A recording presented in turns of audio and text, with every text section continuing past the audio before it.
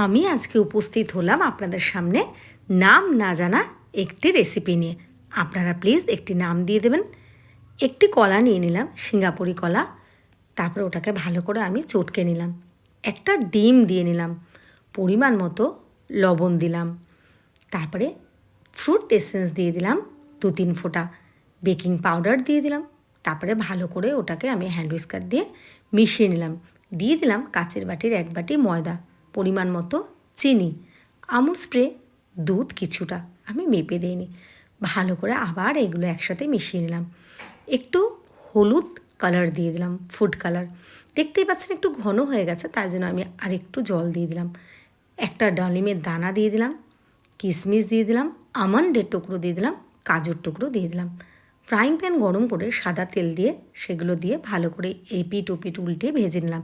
কেমন লাগলো জানাবেন কিন্তু।